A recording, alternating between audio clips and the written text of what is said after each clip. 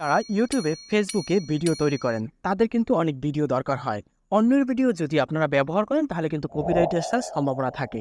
আজকের ভিডিওতে আপনাদের এমনই একটা এআই কথা বলবো যেখানে শুধুমাত্র আপনার যে ভিডিও দরকার সেই ভিডিওগুলো লিখে দেবেন, অটোমেটিকলি এআই আপনাকে 2D 3D অথবা আপনি যে আকারে ভিডিওগুলো চাচ্ছেন সেই আকারে ভিডিওগুলো তৈরি করে দেবে।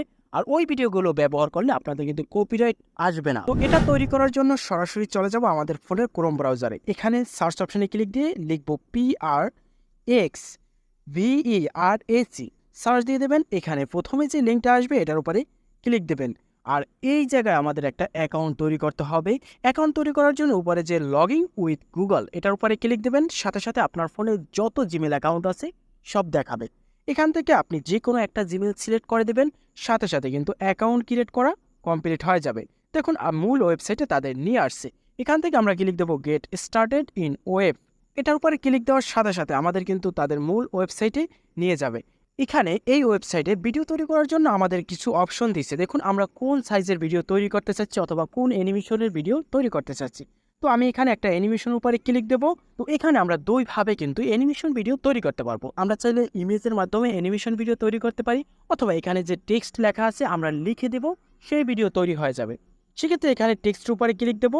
তারপর এখানে কিন্তু আমাদের লেখার একটা অপশন দেবে, লিখে দেবো এ গার্ল ওয়ার্কিং গার্ডেন। তো আপনারা এখানে যে ভিডিওটা দরকার আপনাদের সেই ভিডিও অনুযায়ী লিখে দিতে পারেন। এখানে যদি আমরা ডাবল ক্যারেক্টার চাই তাহলে কিন্তু এখানে নিচের অপশনে আমরা সেই ক্যারেক্টার অনুযায়ী লিখতে পারি। তো আপনাদের দেখানোর সাথে আমি এক ক্যারেক্টার দিয়ে ভিডিও তৈরি করব। আর নিচে দেখুন আমরা কোন এআই ক্যাটাগরি ভিডিও তৈরি করতে চাচ্ছি, 2D 3D। তো আমি 3Dটাই সিলেকশন করে দেব। তারপর নিচে আছে সাইজ, আমরা ফেসবুকের জন্য যে সাইজটা আছে সেই সাইজ অনুযায়ী এখানে দিয়ে দিতে পারি। তো আমি ইউটিউবের জন্য যে সাইজটা সেটা সিলেক্ট করে দেব। তারপর এখানে নিচে আছে স্পিড, আমরা স্পিড কমিয়ে বাড়িয়ে অটোমেটিক কিন্তু এখানে তৈরি করতে পারি। আপনাদের যদি স্পিড কম লাগে তাহলে আপনারা একটু কমিয়ে দেবেন, আর যদি আপনাদের স্পিড মানে স্লো মোশনটা বেশি দরকার হয় তাহলে এটাকে বাড়িয়ে দেবেন। তো আমি এটাকে মিডিয়াম পর্যায়ে রাখবো। তো রেখে নিচে যে ক্রিয়েট অপশনটি আছে সেটার উপরে ক্লিক দেবো। সাথে সাথে আমাদের উপরে কিন্তু লেখা আসছে ইউর ভিডিও ইজ জেনারেটিং। এখানে একটু অবশ্যই টাইম নেবে তারা ভিডিও তৈরি করার জন্য, সর্বোচ্চ 5 মিনিট টাইম নিতে পারে, কারণ এটা একটা এআই ভিডিও তৈরি করবে, আস্তে আস্তেই তো তৈরি করবে।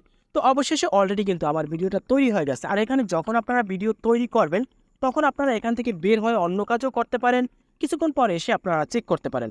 তো এখানে আমার ভিডিওটা তৈরি হয়ে গেছে। দেখুন কতটা এইচডি আকারে ভিডিও তৈরি হয়ে গেছে আর কতটা কিন্তু ন্যাচারাল দেখাচ্ছে।